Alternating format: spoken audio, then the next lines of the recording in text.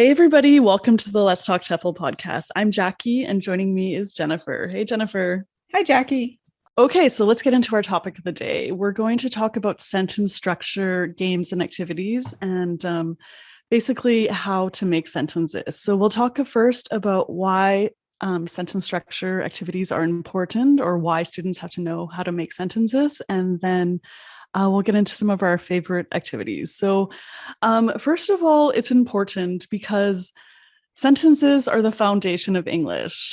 I mean, it seems quite obvious, but students can actually know all the vocabulary in the world, but if they can't put it together into simple sentences, English is going to be a big struggle for them, and they never will become fluent. So, becoming fluent is a combination of vocabulary plus grammar. So you have to have both. They kind of go hand in hand with each other. Yeah. If they don't have sentence structure, then they just know a collection of words, really.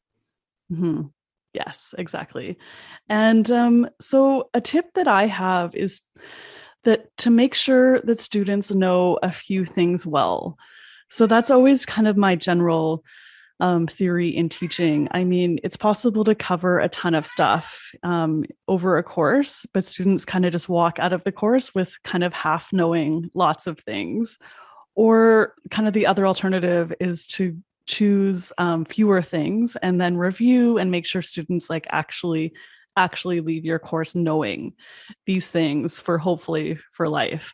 So I kind of choose the latter option, and that applies to how I teach English grammar as well. So generally, I would make sure that students know the most important kind of verb tenses and how to make those sentences. So I think for me, the ones that are most important are the simple present, the present continuous, simple past, and then the future with going to. So that's kind of at the kind of beginner to high beginner level. And then, of course, more verb tenses and kinds of sentences like conditionals, for example, will be introduced later on. So in your opinion, kind of what are the basics I that you think, would teach your students?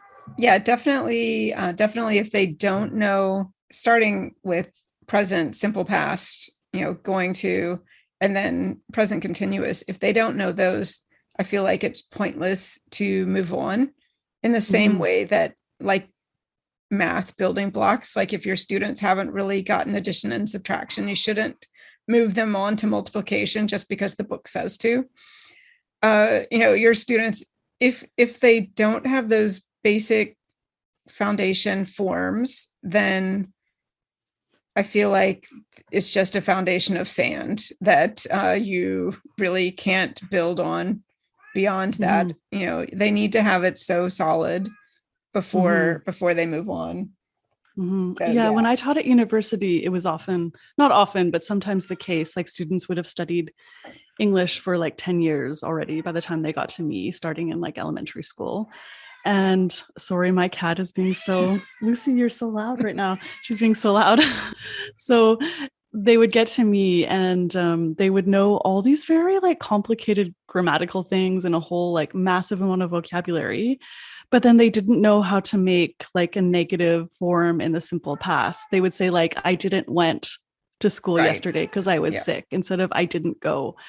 Or they didn't know how to make a question form using the simple present. Right. Yeah. Did you eat dinner? Or not, no, sorry, that's not present, but yeah, just whatever. Is he hungry or something like that? They would say he is Or hungry, and whatever, yeah. just Or many simple even mistakes. even the difference between, do you eat dinner or are you eating dinner? you know. Mm-hmm. So Exactly. yeah, exactly. And that you can tell if your students have been studying English for a long time, you can really tell the ones who have been in a learning environment where there is a set amount of time that is dedicated to each and every lesson. And once that lesson is done, it is never heard from again. Mm-hmm. So they will have some things that are super advanced, and it's like it just fell out of the sky Mm-hmm. and landed on their desk. And then the rest of the time, they're really struggling to communicate. Mm-hmm. Mm-hmm. Yeah, for a few years in Korea, I taught English majors. So And some of them even struggled with things like the negative simple past. And so when we were doing the lesson on the simple past, I would hammer it home so hard and just say, like, if you make a mistake with this, no one is going to take you seriously. Like, they're just going to think, oh, they don't know English. Like, it doesn't matter what else you know if you make a very simple mistake. Yeah. In the most basic of grammar. So you need to like get it together. Like, basically that's what I would say. Get it together. You're an English major. You've been studying for so long. Now is the time to stop making mistakes with the simple past. And I would say, even if like for university students, if they're business majors or something where they're going to be using English in the workplace, then yeah, like there will be some things that it won't matter. They'll be able to get their meaning across. And especially if it's all non-native English speakers and they're just using a common language. But if they're like a business major that can't use like negative past correctly or can't correctly ask a question, then yeah, they're going to have a hard time being taken seriously in the workplace. And I think, often the first one that actually told students that. They were like, oh, oh, Yeah. wow, okay. And like, a lot of them did take me seriously. They're like, okay, like, I'm going to actually learn this, learn it, and stop making those mistakes ever again. And I could see when they were talking that they were like opening their mouth to say a negative, simple past. And we're just like, hold on, let me just think for a quick second before I say anything about how to actually say this. And so they actually would improve. So it depends on the level of students and kind of how long they've been studying and what their goals are in life. Yeah, I taught, in theory, quite high level students who were studying English. So, but if you're teaching beginners, obviously don't be so hard on them, Right. of course. So it's different. You have to Yeah. consider who they are. Don't tell a 5-year-old if you don't get that right, no one's going to take you seriously. Get it together.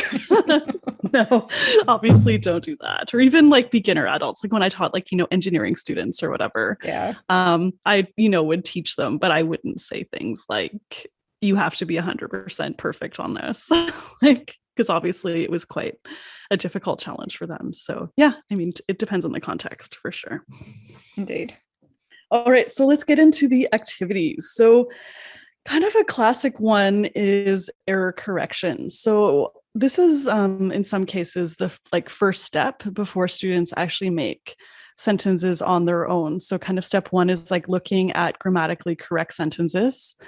And then step two can often be like looking at sentences and saying like, oh, something's not right with that sentence, and then figuring out what it is. And then step three can often be making their own sentence from scratch. So error correction, there's a few different ways to do it. So the first one is just kind of like writing a sentence on the board or PowerPoint or homework sheet or whatever.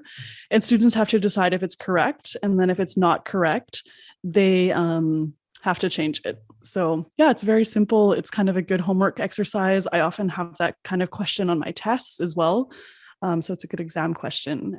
And Jennifer, I think you have an activity called Got to Hand It to You. I think that's your activity that you do for error correction. Yeah. So you make a worksheet filled with like different errors related to whatever your target grammar is or kinds of sentences that students would have studied in your class. And then the first student has to correct an error and then pass it on to the next student behind them or beside them who has to correct an error until you like tell students how many errors. Okay, there's 6 errors. So they have to keep going until all 6 errors are completed. So yeah, that's basically it. So it's kind of like a relay race. So it takes something kind of boring like error correction and makes it into a relay race. Yes. Yeah. I do love to add that little bit of something extra motivating, such as, each table is working together. So it's not just you doing your work or not doing your work. You're working with a team and you're working against the other teams.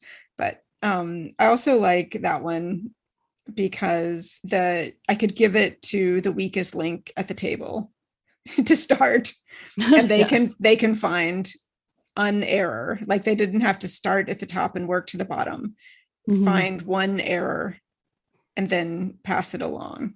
So I also like to do that with teams. If there was something where some part of the activity might be easier or harder, I would try to work it so the weaker students would get the easier stuff without being too obvious. Like, give that kid the easy one. Yes, exactly. Exactly. All right. So the next activity is build a sentence, which is yours that you had. So what is that? Yeah. So, I mean, this one you can do in a bunch of different ways. So you can it's basically just you have sentence parts, like you have a noun or a noun phrase and a verb and maybe an object or, some sort of object to go at the end of the sentence. And the students have to put it in the correct order.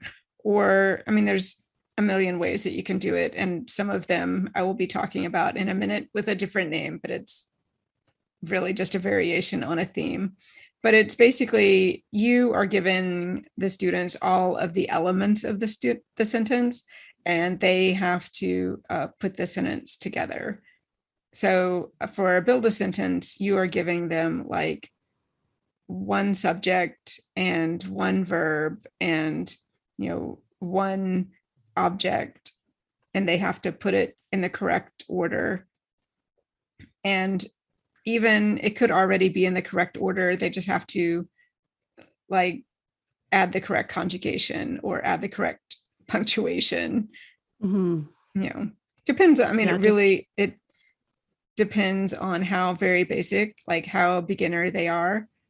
But you just make it a little bit more difficult and a little bit more difficult and a little bit more difficult, and you take away the scaffolding until they are making their own sentences. Yeah, so that kind of leads into sentence frames and scaffolded sentences. So depending on the level, giving students a few words or everything but one word. Like for very beginners, you could do like they're blank 2 apples, they're blank a hat, and students have to write is or are. I mean, that sounds very, very, very basic, but for absolute beginners, that's kind of where they're at. So it could be that simple and then range up to like conditionals, like if I won $1 million blank, and then just leave it open for students to fill in the second half of that. Do you have any? Yeah, go ahead. Yeah, and even like more advanced than that, you can do sentence frames or like sentence frames in the form of paragraphs for essay writing. So you teach them like where the different signposts go, and then they fill in, or you show them like where to put, their main idea statement and kind of how to frame it. And then, how to give the sort of opposing opinion. And then, depending on what kind of essay writing they're using for academic essays, there is such a formulaic way of putting it together that you can do scaffolded sentences at that level. Yeah, so it's quite a versatile activity. Yeah, that's appropriate for just about any level, just adapted to meet the needs of the students for sure. Yeah. All right, so the next one, oh, go ahead. I was just going to say, like any sort of textbook that you use will have sentence frames in them. You just may not realize that that's what they are. If you have a section on, fruits and vegetables, and that might be, I like blank, and there's a picture and they have to write oranges, or I like apples, bananas, whatever. That's all a sentence frame is. Yep. Yes, exactly. All right, the next one is flashcard sentences. So when I teach kids, I never really go into class without flashcards. It's just like my security blanket, I guess. I don't know, it makes me feel safe and like okay if I have them when I teach kids. So there's a million things you can do with them. So even just as simple as showing a flashcard of apples, and then students have to make a sentence like, I like apples, I don't like apples. Sometimes I put them around the classroom, and if you're doing like say prepositions, they could say like, oh, the elephant is next to the giraffe, or the tiger is under the cat, or whatever, if you have like animal flashcards. Or you could, if you're doing like comparatives, you could show 2 flashcards and students have to make a sentence like an apple is bigger than a strawberry or something like that. So yeah, there's a million things you can do just depending on the lesson that you're teaching and what kind of grammar you're teaching. Yeah, and how advanced they are. Mm-hmm. So, Mm-hmm. so yeah, basing it off a flashcard, if they're a little bit more advanced than needing every element given to them, then Mm-hmm. that's great. Yeah. Mm-hmm, for sure. Or sometimes I'll even like write the sentence kind of frame on the board, like I like, I don't like, and then I'll show a flashcard, and then students will have to say, I like apples, I don't like apples, just based on what they see on the flashcard. So that would be kind of like the absolute beginner version of that. Yeah. And that's a good activity. Mm-hmm, for sure. For smaller classes, I wouldn't necessarily do it for like giant classes, but you could just say like, okay, well, even a bigger class though, you could like do that same thing and then just show the picture of apples and say, if you like apples, like like stand up if you like apples. And then you say 3, 2, 1. And then they say, I like apples. Yeah. And then you say like, stand up if you don't like apples. And then they stand up. All right, 3, 2, 1. I don't like apples. So it's also possible to do it in a bigger class as well. Yeah. With bigger classes, you just have to get a bit more creative Mm-hmm. with how you can listen to them. For sure. For sure. It's true. Yeah. There's less individual feedback, of course. Like none. It's almost impossible to do that. But if you have a co-teacher or whatever, also that can be quite helpful for Yeah. giving individual assistance for stuff like that. All right. So the next one is surveys. So surveys, I love to do them in my classes because they cover all 4 skills. They're interactive. Students can kind of get up and walk around talking to their classmates. So it's perfect for kind of that Monday morning or Friday afternoon when nobody really wants to be there. They're tired and not that happy. So yeah, just get students moving around. So basically it works for some kind of grammatical constructions, but not all of them. So one that I will often use it for is the simple past and the PP is past perfect. So I would fill up my survey with questions like, have you ever been to another country? Or have you ever tried whatever kind of pizza or like whatever unusual food or something like that? And students have to go around the class asking their classmates. And if anyone answers yes to the question, then they write their name next to that question. And then they have to ask a question related to the simple past. So, for example, like, have you ever been to another country? And says, yes, I have. And then the student that's asking the questions would have to ask a follow-up question. For example, like, what country did you go to? So that's using the simple past. So they would say, I went to Canada, something like that. So that's a really nice way to get students with a ton of practice using those 2 forms, the PP and then the simple past, both questions and answers. Yeah, that's a good one. Mm-hmm. And anytime you can get the students up and mingling is a good activity. For sure. All right. So Jennifer, you have the next one, sentence stretchers. So sentence stretchers is, again, you are giving the students all of the elements, but this is kind of holding their hand, taking them to make a longer sentence. So a lot of times students will really want to make the shortest sentence they possibly can make. Like, especially if you say like, oh, write 5 sentences in your journal, and they will write like there will be 13 words on their page and that forms 5 sentences. I And they're am like, I did Jackie. it. I like pizza. Yes, exactly. So sentence stretchers are basically, to do it as like a physical activity, you would have pieces of paper that have sentence elements on it, like a noun phrase, a verb, an adjective, prepositional phrase, like depending on appropriately to the level of the students. And they have to make their basic sentence and then add in an adjective that is appropriate, or add in a prepositional phrase that is appropriate. And so you can do it really basically where they're given like one beginner sentence to begin with. So maybe all the students are working with the same, basic sentence, like I ran, and then you could have different options for them to choose how to add onto it.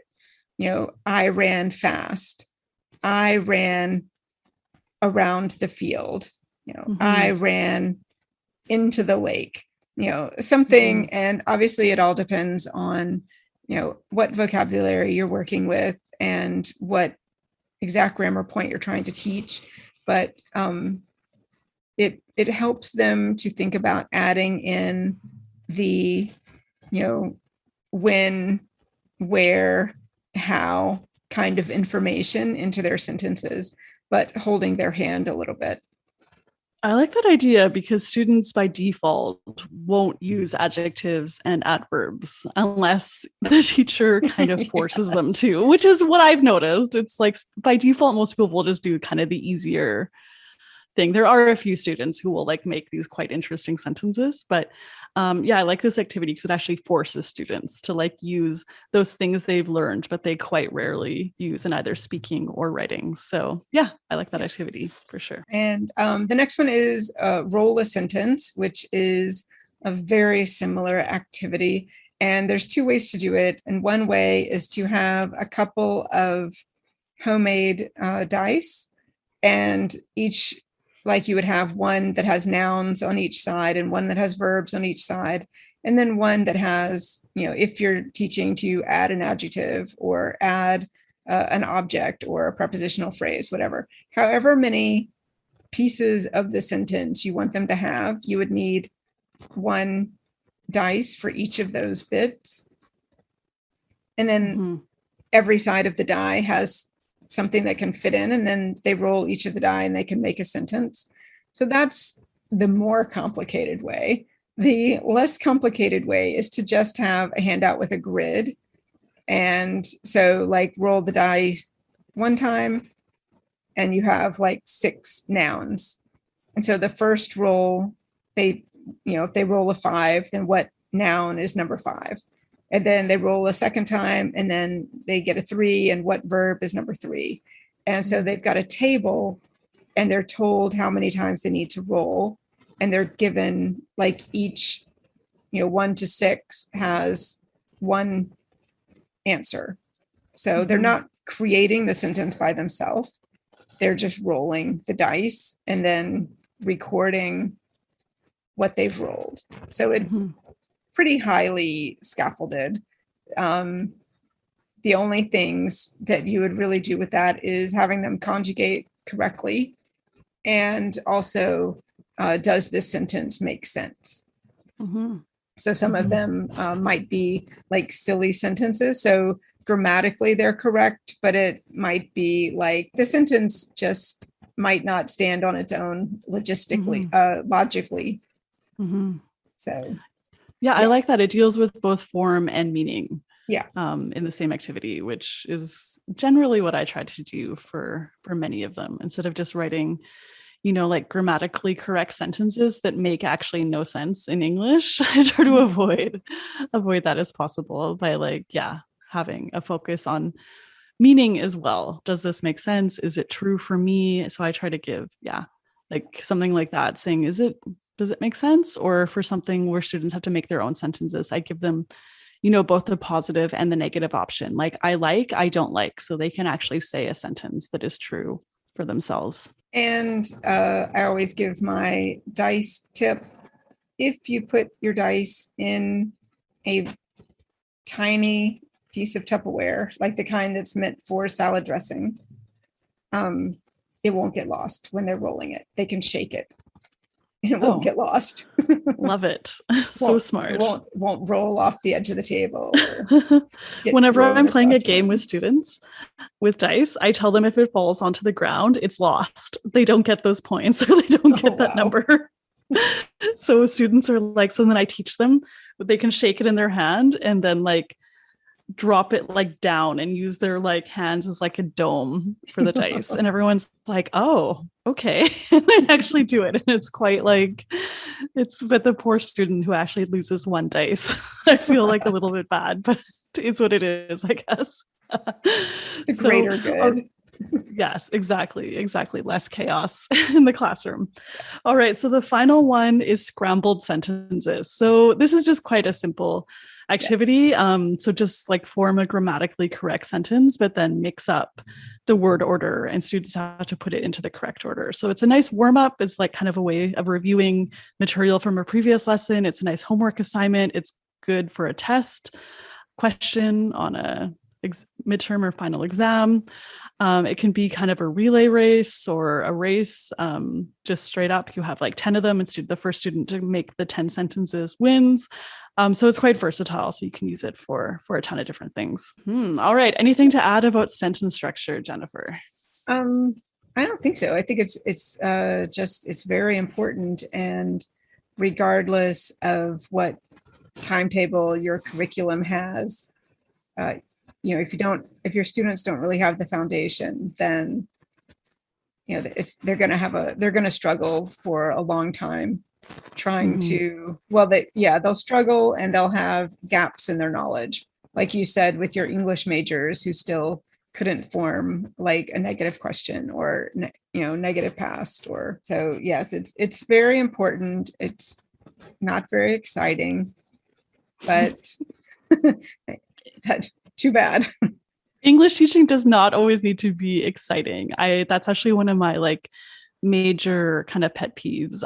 Often when, like Canadians or Europeans or Americans or whatever go to another country, especially to teach kids, the expectation is they'll be kind of the education entertainer. It's all fun and games and just singing and dancing and haha, like let's just have fun. But it's like learning another language isn't always fun. It's okay to be serious and to actually teach things, important things like basic grammatical structures and doing work on that. It's not always fun. So don't fall into that temptation. It is a serious thing. And especially for the basic structures, definitely spend a lot of time and make sure that students leave your class actually knowing these things, because you're doing them a really good service for their future life and future language learning. You have an opportunity to make a difference in their lives for sure. So yeah, take that opportunity and definitely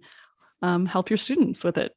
Yeah, but by using these activities, you can kind of gamify it a little bit and take something that might be considered more of drudgery and at least putting some little element of fun into it. So yes, it's true. It doesn't have to be terrible. Yeah.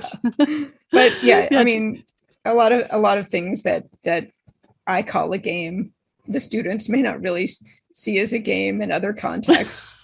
But it definitely sounds better than, let's drill the simple present for another 30 minutes. We're going to have scrambled sentences today. Let's unscramble the sentences. But let's make it a race and the winner gets a candy. Is what I do. Just take things that are normally like just boring worksheets, but I make it into like a race. Which I don't know if that's bad or not, but it's like at least create some, reason to finish or reason to actually try and do it. So yes, exactly. All right. So there is a book you could check out if you want some more ideas for teaching sentence structure. It's called 39 No Prep, Low Prep ESL Grammar Games and Activities. It's on Amazon. Just have a look for it. And there's a version for kids and there's also a version for teenagers and adults. So I'll put the link to that down in the show notes. All right, Jennifer, where can people find you? They can find me on my YouTube channel, Teach Travel Learn, or on my blog, teachtravelearn.com. I do have a couple of sentence building activities on Teachers Pay Teachers as well, also Teach Travel Learn. But I haven't updated them in a long time, so I don't know if I should really recommend them. I feel now like is the time. Have a look and see. Indeed.